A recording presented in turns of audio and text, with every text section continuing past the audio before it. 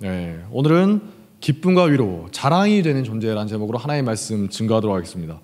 사도 바울이 전도사역을 하면서 세웠던 여러 교회들이 있죠.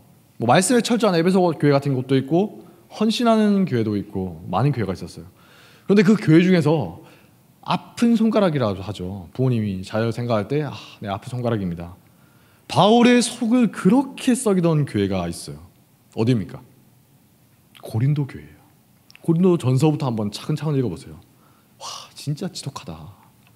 믿지 않는 이방인들 사이에서 고린도 지역이 좀 굉장히 타락한 그런 지역이었는데 거기 사는 이방인들 사이에서도 소문이 나는 거예요. 와, 뭐 저런 데가 다 있냐. 정말 문제가 많지 않았습니까? 고린도서를 보면 바울이 질타한 내용이 정말 많이 나와요. 너희가 어떻게 교회라고 하면서 그럴 수가 있느냐. 해도 너무하다 싶을 정도로 온갖 문제가 있던 교회예요. 물론 그런 문제 덕분에 우리가 말씀 읽으면서 은혜가 넘치는 그런 게 됐습니다. 반대로 바울을 너무나 기쁘게 했던 교회도 있죠. 여러 교회가 있겠지만 저는 빌립보 교회가 아닌가 생각합니다. 빌립보서를 보면 바울이 정말 애틋한 마음으로 편지를 썼구나, 그걸 알 수가 있어요. 빌립보서 1장 3절부터 보니까 바울이 이렇게 말합니다. 내가 너희를 생각할 때마다 나의 하나님께 감사하며 간구할 때마다 너희 무리를 위하여 기쁨으로 항상 간구함은 너희가 첫날부터 이제까지 복음을 위한 일에 참여하고 있기 때문이라. 내가 예수 그리스도의 심장으로 너희 무리를 얼마나 사모하는가. 하나님이 내 증인이시다. 빌립보서 보면 바울이 이 교회를 얼마나 애틋하고 사랑스럽게 생각하고 있는가, 그걸 알 수가 있는 거예요. 다른 서신에 비해서 유독 잘 느껴지는 게 빌립보서입니다. 바울의 인간적인 모습이 잘 드러난다는 거죠. 사도로서의 바울도 나오지만 그것보다 살아가는 동역자로서의 바울의 모습이 드러나고 있어요. 빌립보 교회를 생각만 해도 바울의 마음이 기쁨으로 가득하다는 겁니다. 내 사랑하는 자녀들아. 여러분에게도 그런 게 있지 않습니까? 어떤 사람을 생각만 해도, 혹은 어떤 교회를 생각만 해도, 아니면 어떤 대상을 생각만 해도 마음이 즐겁고 벅차오르는 때가 혹시 있습니까? 제가 보니까 어떤 분은 보니까 세상에 맙소사 직장을 너무 사랑해요. 어떻게 들어가는지 회사 생각만 해도 가슴이 벅차오른다 하더라고요. 주말인데 쉬어야 되잖아요. 회사에 가서 그냥 있다가 오는 거예요. 거기서 할 일 회사 가서 하고 오고. 회사가 너무 좋은 거예요. 실제로 그런 분들이 있어요. 나간다고 해서 땡전 한 번 안 나오거든요. 근데 그냥 자기가 좋아서 한다고 해요. 저희 어머니도 보니까 영어를 좋아하시거든요. 참고로 오해가 없도록 수학 교사들이 수학 잘하는 거 아니죠. 영어 교사들이 영어 좋아하거나 잘하는 거 절대 아닙니다. 저는 아니에요. 제가 아니라 저희 어머니가 영어 공부하는 게 그렇게 좋다 하시더라고요. 어렸을 때부터. 시간이 날 때마다 영어 단어 외우고 있어요. 외국인 만나면, 옛날에 우리나라에서 외국인 만나기 어려웠던 거 아시죠? 외국인 보면 막 피해 다니고 그랬어요. 근데 어머니가 어렸을 때는 얼마나 만나기 어려웠겠어요. 근데도 가서 헬로 하면서 말 걸고, 영어로 나오는 뭐 드라마나 영화 심심하면 보고 계시고, 저는 영어 단어나 문장 보기만 해도 울렁증이 생길 것 같은데 어머니는 내가 이거 알았던 건데 잊어버렸던 단어나 아니 처음 보는 단어, 뭐 표현, 그런 거 보기만 하면 진짜 과장이 아니라 눈이 바짝바짝거려요. 그러면서 저한테 와서 너 이거 아느냐 물어보면서 이게 무슨 뜻이고 이게 어떻게 쓰는지, 그리고 반대되는 표현은 뭔가 한참 저한테 설명하시는 거예요. 우리가 보면 어때요? 지겨운 공부하는 거거든요. 단어랑 수거 쓰면서 막 빽빽하게 쓰면서 외우고 있으니까, 반복하니까. 어머니는 세상에서 제일 즐거운 것 중에 하나가 그거예요. 요즘엔 보니까 영어 성경 보는 재미를 붙이셨다 하더라고요. 혹시 저한테 물어보실까 봐 두렵고 떨리는 마음으로 있습니다. 혹시 어머니 설교 보시면 제발 그러지 마세요. 진짜 신기하지 않아요? 좋아하게 되니까 남들이 볼 때는 이해가 안 되는데 그렇게 기뻐하면서 생각만 해도 즐겁게 된다는 거예요. 성경에다 보면 야곱이 어떻습니까? 라헬을 사랑해서 7년을 며칠같이 보냈더라. 사실 14년을 보내야 됐죠. 근데 그것도 며칠같이 보내는 거예요. 과장이 아닙니다. 실제로 마음이 벅차오르는 대상이 있으면 이렇게 될 수가 있어요. 꼭 사람이 아니라 하더라도. 여러분 중에도 뭐 과거에 연애할 때 뜨겁게 불타오르는 그런 분들 있지 않습니까? 그 사람을 생각만 해도 즐겁고, 언제 또 만날 수 있을까 기대가 되고, 저도 내가 어떤 게 있었을까 여러 가지가 있지만 특별히 이제 문득 생각나는 게 어렸을 때 초등학교 중학생 이럴 때 오락실 가는 길에 아니면 좀 자라서는 PC방 가는 길에 그런 걸 자주 느꼈던 것 같아요. 진짜 한 걸음 한 걸음 가는 게 황홀한 거예요. 여러분 그런 거 아십니까? 구름 위를 걷는 기분이다. 가까워지는데 진짜 가슴이 터질 것 같아요. 와, 지금 만나러 갑니다.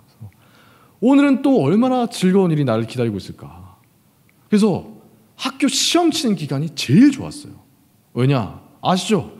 시험 치면 오전 중에 일찍 끝나요. 오후 시간 내내 PC방에서 놀 수가 있는 거예요. 평소에는 수업 들어야 되는데. 물론 나중에 너 뭐 했냐 어디 갔냐 하면서 어머니께 엄청 혼나겠지만, 시험 공부 안 하고 뭐 하고 있냐 엄청 혼나겠지만 그거야 나중 일이고, 혼나는 건 미래의 나에게 맡겨놓고 부탁한다 해놓고 카르페 디엠, 현재를 충실하게 보내는 겁니다. 지금도 그 가슴 벅찬 느낌들이 생생하게 기억이 나요. 가서 PC방 문을 딱 열고 들어가면 뭐 담배 냄새도 나는데 느껴지는 감동이 있어요. 잠들 때도 막 눈앞에 아른거려요. 내일은 무슨 던전을 돌까? 내일은 어떤 아이템을 먹을 수가 있을까? 기대감으로 충만한 겁니다. 하라는 성경 충만하지 않고 그런 걸로 충만하게 살았던 기억이 있어요. 지금은 아닙니다. 제가 뭐 게임 그렇게 하고 있으면 큰일 나겠죠. 아무튼 바울에게 있어서 빌립보 교회가 그런 존재였다는 거예요. 빌립보 교회를 생각만 해도 막 가슴이 벅차고 기쁨이 넘쳐요. 아무리 슬프고 힘든 일이 있어도 빌립보 교회만 생각하면 회복이 되는 거예요. 사역을 하다가 낙심된 일이 있지 않습니까? 근데 빌립보 교회 사람들하고 이런 일이 있었지, 그 사람들이 나를 기다리고 있지, 그러면서 다시 일어서는 거예요. 왜 그럴까요? 여러 가지 이유가 있겠지만 바울이 어려울 때 선교사에게 정말 헌신적으로 동참한 교회가 빌립보 교회입니다. 빌립보서 4장 14절부터 보니까 바울이 이렇게 말합니다. 그러나 너희가 내 괴로움에 함께 참여하였으니 잘하였다. 빌립보 사람들아, 너희도 알거니와 복음의 시초에 내가 마게도냐를 떠날 때 주고받는 내 일에 참여한 교회가 너희 외에 아무도 없었느니라. 데살로니가 있을 때에도 너희가 한 번뿐 아니라 두 번이나 나였을 것을 보내었도다. 그리고 이 편지 쓸 때 바울이 감옥에 갇혀 있었죠. 거의 마지막으로 보는 사람도 있습니다. 에바 브로디도 편에 너희가 준 것을 받음으로, 감옥에 있는 사람들한테 사식 넣어주고 그러잖아요. 내가 풍족하니 이는 받으실 만한 향기로운 제물이요 하나님을 기쁘시게 한 것이라. 나의 하나님이 그리스도 예수 안에서 영광 가운데 그 풍성한 대로 너희 모든 쓸 것을 채우시리라. 빌립보 교회가 마게도냐 지방의 대표적인 교회였다고 합니다. 사도행전 16장 12절에 보니까 거기서 빌립보에 이르니 이는 마게도냐 지방의 첫째 가는 성이요, 가장 대표적인 교회였다는 거예요. 그러니까 오늘 우리가 함께 읽은 고린도후서 8장 말씀에 마게도냐 지방, 마게도냐 교회를 언급하고 있죠. 이 대표가 빌립보 교회라고 생각하시면 되는 거예요. 바울이 고린도후서 쓰기 전에 먼저 뭐 썼습니까? 고린도 전서를 썼어요. 그 보내고 나서 얼마나 심란했겠어요. 고린도 전서 읽어보세요. 막 치는 거예요. 너희가 어찌하여 교회 안에 이런 일이 있느냐 하면서 맨날 막 치는 거예요. 이래서 잘못됐고 저래서 잘못됐고 계속 국도가 치니까 고린도 전서 읽으면서 바울이 좀 너무한 거 아닌가 그렇게 생각하다가도 고린도 교회에서 벌어지고 있는 일들을 보면서 고개가 끄덕여지고 혼날만 하네. 거기에 대해서 어떻습니까? 고린도 교회에서 반발하는 사람이 많이 있었겠죠. 또 수긍하는 사람도 있고 우리가 그러면 안 되는데, 또 어떤 사람은 긴가민가하는 사람도 있고 복잡한 거예요. 바울인들 마음이 편했겠습니까? 자기가 세운 교회잖아요. 개척한 교회예요. 근데 엉망진창이 되는 걸 보면서 누구보다도 마음이 찢어졌겠죠. 고린도후서 7장 8절을 보니까 바울이, 그 성격 괄괄하던 바울이 고린도 전서 쓴 걸 두고 후회하기도 했대요. 내가 편지로 너희를 근심하게 한 것을 후회하였으나. 고린도후서 2장 4절을 보니까 더 자세한 심정이 나옵니다. 내가 마음에 큰 눌림과 걱정이 있어서 많은 눈물로 너희에게 썼노니 이는 너희로 근심하게 하려 한 것이 아니요 오직 내가 너희를 향해서 넘치는 사랑이 있음을 너희로 알게 하려 합니다. 오해하지 마라. 내가 뭐 너희를 미워해서 그러겠느냐. 그래도 이제 차근차근 시간이 지나면서 어느 정도 정리가 됐나 봐요. 고린도후서 7장을 보니까 고린도 교회에 드디어 회개가 임한 겁니다. 예전에 어때요? 고린도전서 보면서 이 뭐야 반항하면서 바울을 막 비난하는 사람들이 많이 있었는데 그런 사람들은 점점 줄어들고 그래도 우리가 그러면 안 되지, 말씀대로 살아야지, 그러면서 회개하는 사람들이 많아졌다는 거예요. 그래서 바울이 말합니다. 내가 지금 기뻐함은 너희가 근심함으로 회개함에 이른 까닭이라. 하나님의 뜻대로 하는 근심은 후회할 것이 없는 구원에 이르게 하는 회개를 이루는 것이요 세상 근심은 사망을 이루는 것이니라. 보라, 하나님의 뜻대로 하게 된 이 근심이 너희로 얼마나 간절하게 하며 얼마나 변정하게 하며 얼마나 분하게 하며 얼마나 두렵게 하며 얼마나 사모하게 하며 얼마나 열심히 있게 하며 얼마나 벌하게 하는가. 다행스럽게도 고린도 교회가 정신을 차린 거예요. 물론 여전히 정신 차리지 않고 있는 사람들이 끝까지 있긴 했습니다. 그래서 고린도 후서 뒷부분에 보면 바울이 그렇게 말해요. 내가 다시 너희들에게 할 때 그런 자들을 내가 용서하지 않으리라. 그래도 많은 사람들이 돌아온 거예요. 바울의 지체라는 말을 듣고 근심하다가 받아들이게 된 겁니다. 그러니까 비로소 그 소식을 듣고 바울이 오늘 본문을 쓴 거예요. 성숙한 빌립보 교회를 보고 배우십시오. 믿음의 본이 되는 교회를 보고 배우십시오. 만약에 고린도 교회 성도들의 마음밭이 준비되지 않았으면 이전처럼 막 반항하고 복잡한 상태였으면 어떻겠어요? 보자마자 빌립보 교회 이야기 하자마자 열등감과 분노로 반응했겠죠. 그래 우리 죄인이다 하면서 막 뭐라 했겠죠. 근데 이제 회개하는 마음이 되었으니까 바울이 빌립보 교회를 향해서 권고할 수가 있었다는 겁니다. 아마 바울이 고린도전서 쓰고 나서 막 후회하면서 괜히 썼나? 걱정할 때도 빌립보 교회 생각하면서 많은 위로를 받았을 거예요. 고린도 교회에서 바울의 편지에 대해서 반항하고 분노하고 이게 무슨 사도냐, 사랑이 없다 하면서 막 뭐라 하면서 성토한 사람들이 있었다고 했죠. 그 소식을 바울이 다 들었어요. 바울도 회의감이 들었겠죠. 내가 지금 잘하고 있는 게 맞나? 그냥 아무 말도 없이 가만히 있을 걸 그랬나? 근데 빌립보 교회를 떠올리면서 마음에 평안을 얻는 거예요. 그만큼 바울에게 있어서 너무나 중요한 교회가 빌립보 교회였다는 겁니다. 생각만 해도 기쁨이 넘치고 마음이 벅차오르는 그런 대상이었던 거죠. 바울이 슬럼프에 빠질 때도 빌립보 생각하면서 버틸 수가 있었다는 겁니다. 그럼 이 빌립보 교회가 있던 마게도냐 교회들이 대체 어떤 곳이었기에 바울이 그렇게 극찬을 하고 마음의 위로를 받을 수가 있었는가? 오늘 2절 말씀에 잘 나오죠. 환난의 마른 시련 가운데서도 기쁨이 넘쳤습니다. 기쁨이 넘쳤대요. 그리고 극심한 가난 중에서 자기들도 힘들었는데 뭐 흉년이 들었나 봐요. 풍성한 연보를 했대요. 연보, 돕는 헌금을 하는 겁니다. 힘에 지나도록 자원을 해서 자기들도 넉넉하지 않고 어려움이 있었는데 이웃 교회를 위해서 헌신했다는 겁니다. 이렇게 다른 교회 섬기는 일에 참여하려고 어떻게 했다고요? 바울에게 가서 바울에게 간절하게 구하기까지 했대요. 누가 시켜서 억지로 한 게 아니라 자발적으로. 어떻게 하면 그렇게 할 수 있어요? 어떻게 하면 도울 수 있습니까? 제발 좀 돕게 해주십시오.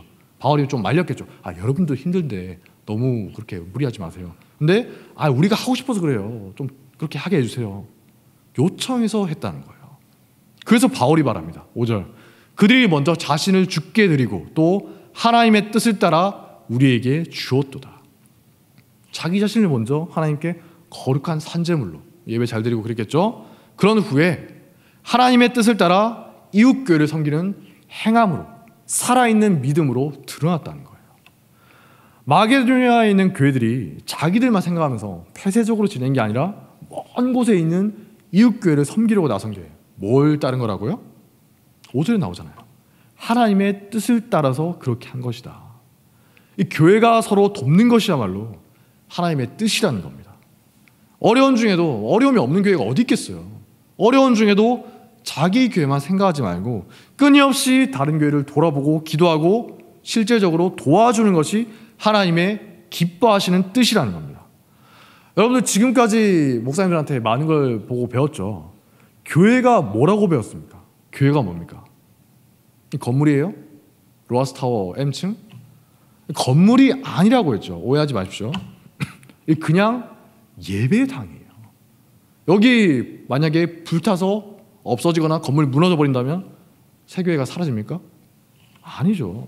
새교회라는 곳은 믿는 우리들의 모임을 말하는 거예요. 그냥 편의상 여기가 홍대세교회다 이렇게 말할 뿐이지 실제로 이게 교회인 건 아니라는 겁니다. 신약 시대는 어떻습니까? 더 이상 성전도 없다고 했죠. 성전 없습니다. 뭐 교회 가리키면서 예배당 건물 가리키면서 뭐 성전 이렇게 말하는 분들이 있는데 그 잘못 알고 계신 거예요. 성전 없습니다. 그런 식의 성전은. 바울 서신을 보면 믿는 우리들 여러분 각자의 몸이 성령님이 거하시는 성전이래요. 고린도전서 3장 16절 보니까 이렇게 말합니다. 너희는 너희가 하나님의 성전인 것과 하나님의 성령이 너희 안에 거하시는 것을 알지 못하느냐. 이 예배당이 성전이나 교회라고 생각하면 안 된다는 거예요. 그냥 예배당입니다.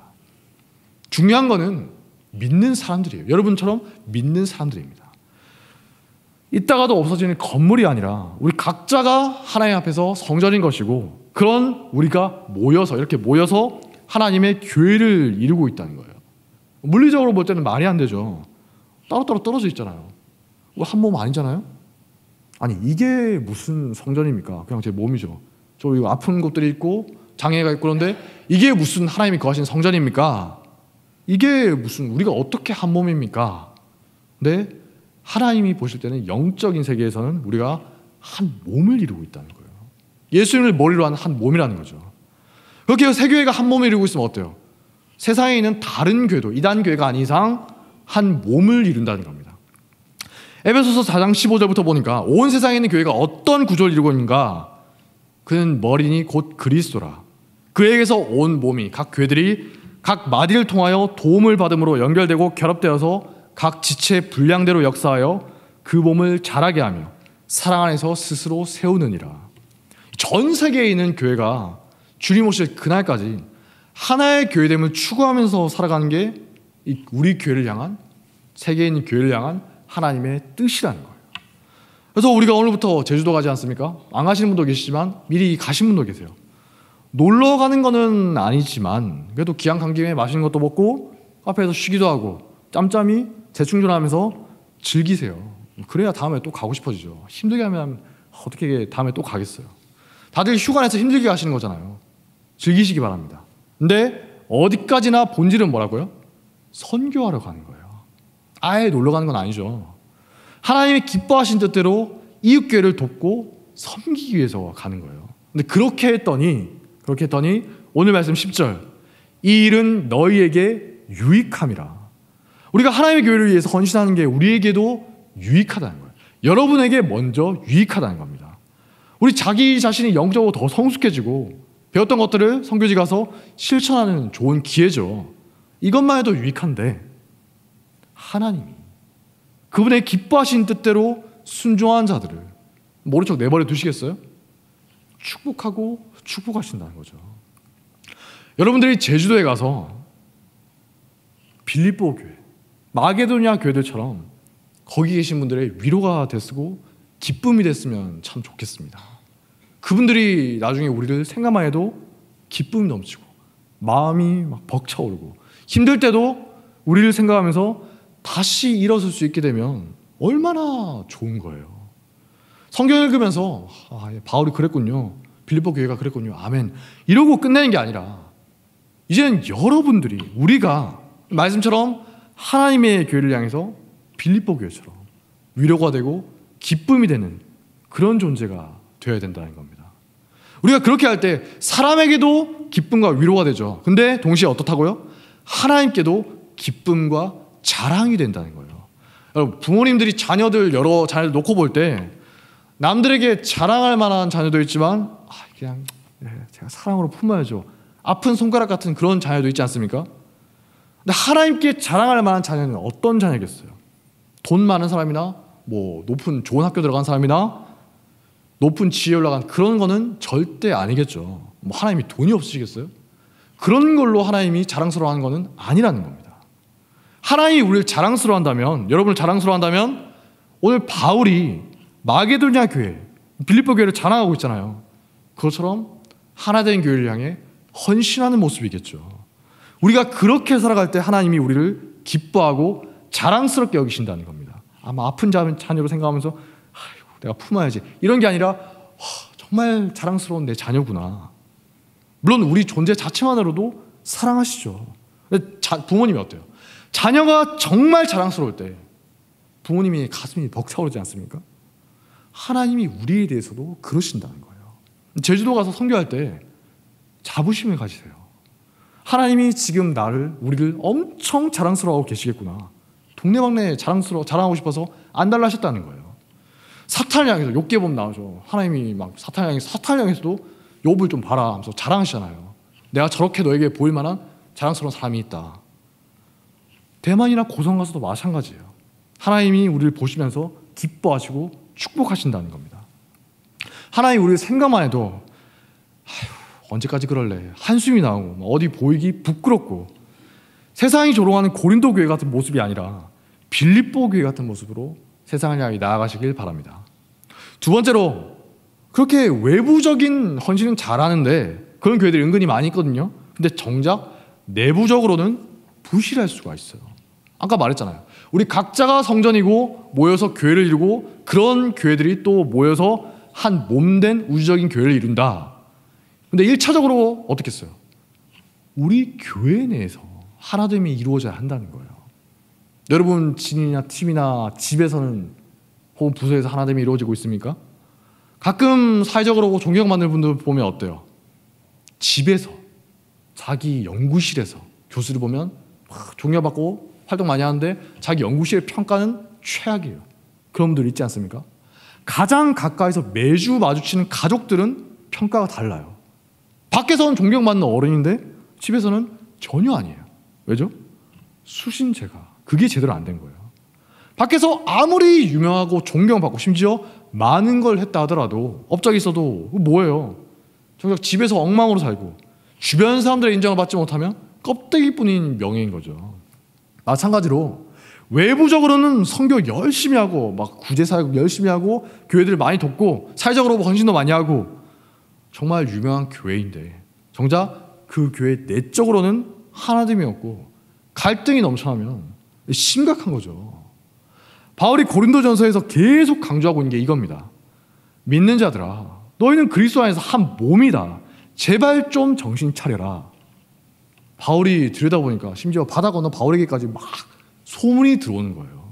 우리로 치면 미국에 있는 교회까지 우리 교회 소문이 막 가는 겁니다. 고린도 교회에서 맨날 너는 무슨 파냐 나는 무슨 파냐 하면서 막 파벌짓고 다툼이 벌어지는 거예요. 그것 때문에 상처받고 교회 떠나는 사람도 많고 그 와중에 교회에서 좀 세력을 갖춘 사람은 네 편 내 편 갈라치기 하면서 끊임없이 교회에 분쟁을 만든다는 겁니다. 바울이 제발 좀 그러지 마라 다 이러고 있는 거예요. 먼저 한 교회 안에서 한 몸이 되기 위해서 애써야 되는 것이고 그거를 바탕으로 나아가서 이웃교회와도 한 몸이 되어야 되는 거죠. 그게 하나님의 기뻐하시는 모습이고 교회다운 모습이라는 겁니다. 근데 반대로 교회 안에서 파벌을 만들고 갈라치기를 하죠. 자기 사람 만들려고 하고 자기와 맞지 않은 사람은 막 소외시키고 이러면 어떻겠어요? 하나님 보시기에 잘못된 거죠. 어제 저녁 예배 때 담임 목사님 계속 말씀하셨잖아요. 제발 좀 교회 안에 벽을 만들지 마라. 갈라치기 하지 말라는 거예요. 하나님은 막힌 담을 허무시는 분인데 우리는 자꾸만 교회 안에서 편을 가르고 벽을 세우고 갈라치기 한다는 겁니다. 제가 예전에 들었던 어떤 교회는 신기한 교회가 있어요. 교회에서 행사를 하는데 자꾸만 나이로 벽을 세우는 거예요. 나이 든 것도 서러운데 젊은 사람들끼리만 모여서 막 쑥덕거리면서 회의하고 있고 자기들끼리만 즐겁게 떠들고 웃고 있고 방에 들어가서 회의하고 있고 나이 드신 분들은 회의 내용은 밖에 뭐 따로 놔두고 나이 드신 분들에게는 회의 내용을 잘 전달하지도 않고 나이 드신 분들이 섭섭하잖아요. 나이 든 것도 억울한데 야, 다 같이 교회를 하는 건데 왜 우리는 소외시키냐? 우리도 좀 같이 참여하게 해달라. 그랬더니 젊은 사람들끼리 하게 놔두라고 하면서 막 난리를 치는 거예요.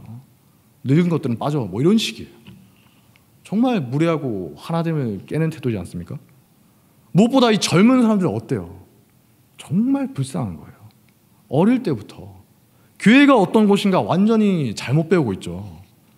그 하는 행사나 일이 성공적으로 끝나든 말든 교회답지 못한 모습이라는 거예요. 결과가 잘 나오면 사람들이 보고 박수 쳐줄지 모르겠지만 하나님 보실 때는 편가르기 하던 고린도 교회와 하나도 다를 게 없다는 겁니다. 살다 교회에서 나이로 갈라치기 하는 건 처음 들어봤어요. 우리가 제주나 고성이나 대만 선교 가면 나이에 상관없이 모든 세대가 하나가 되어서 섬기지 않습니까? 그게 교회다운 모습이라는 거죠. 또 어떤 곳은 학벌이나 직업으로 사람을 갈라치기 해요. 교회 내에서 그런 걸로 은근히 무시하고 너 뭐 학벌 그거밖에 안 되지 않냐 이러면서 벽을 세우는 겁니다. 아니, 예수님과 사도들도 무식하다고 조롱받았어요. 말할 때마다 무식한 갈릴리 촌놈들이 뭘 아냐. 근데 무슨 교회에서 학벌이나 직업으로 사람을 가르냐는 거예요. 잘난 게 있으면 보니까 그렇게 잘난 것도 아닌 것 같은데 잘난 게 있으면 그걸로 그냥 조용히 섬기시면 돼요. 정작 보면 어떻습니까? 진짜 학벌 좋은 분들 있죠. 아니면 뭐 직업 변호사 같은 분들, 그런 분들은 겸손히 섬기는데 내면이 빈곤한 사람들이 그런 걸 자꾸만 교회에서 갈라치게 하는 거예요. 또 어떤 사람은 자기와 가까운 사람들, 자기 마음대로 다룰 수 있는 그런 사람들만 위주로 팀을 꾸리고 여러 가지 일을 하는 거예요. 겉으로 보면 좋아 보여요. 뭐 일도 많이 하는 것 같고 분위기 좋아 보이는 것 같고, 근데 자세히 들여다보면 소외된 사람들이 부지기수를 하는 겁니다. 하소연하는 말들이 들려요.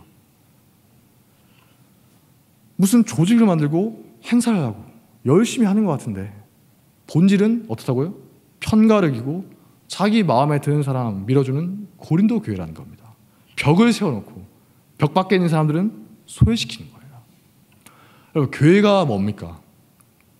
교회가 세상과 좀 달라야 되잖아요.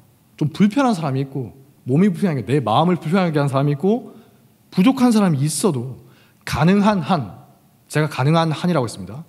가능한 한 다 같이 참여하려고 하고 다 같이 기뻐하려고 하고 다 같이 슬픔을 나누려고 하는 공동체가 되어야 되지 않습니까? 근데 막 남의 고통을 보면서 꼴 좋다고 비웃고 그러면 안 되죠. 현실적으로 그렇게 하나가 되기 어렵다 하더라도 그렇게 되도록 끊임없이 애써야 되는 것이 교회예요. 이게 하나님의 뜻이기 때문입니다. 그런데 내가 좋아하는 사람, 내가 편한 사람만 가까이 하고 불편한 사람은 자꾸만 배제시키고 소외시키고 힘든 일 있고 고통받고 있는데도 모른 척하고, 이거 하나님의 뜻을 정면으로 거스르는 거죠. 하나님의 기쁨과 자랑이 되기는커녕 근심과 한숨거리가 된다는 겁니다. 그러므로 먼저 우리 교회 안에서 편가르고 벽 세우고 갈라치기 하는 거 멀리 하셔야 돼요. 그런 분이 있으면 그냥 조용히 멀리 하십시오. 잘 모르고 따라하고 있었으면 오늘부터 조심하시면 됩니다. 저는 말했고 여러분 들었어요. 잘 모르고 거기 섞여 있었으면 앞으로는 조심하면 됩니다. 다만 그런 것에 동참하지는 않도록 조심하세요. 자기도 모르는 사이에 하나님의 뜻을 거역하는 죄를 짓고 있는 거예요. 열심히 교회생활을 한다고 하는데도 죄 짓고 있는지 모르고 있는 거예요. 그렇게 우리 교회 안에서 먼저 하나됨을 충실하게 체득한 후에 밖으로 이제 이 하나됨을 전파하는 교회가 되면 얼마나 큰 능력을 발휘하겠습니까? 하나님이 우리 교회 생각만 해도 기뻐하고 가슴 벅차고 자랑스러워 하실 거예요. 막 여기저기 자랑하실 거예요. 하나님의 자랑이자 기쁨이 되고 이웃교회의 위로와 감동이 되는 그런 가슴 뛰는 역사가 우리 새교회를 통해서 펼쳐지길 주님의 이름으로 축복합니다. 자리에서 일어나겠습니다. 교회 찬양하도록 하겠습니다.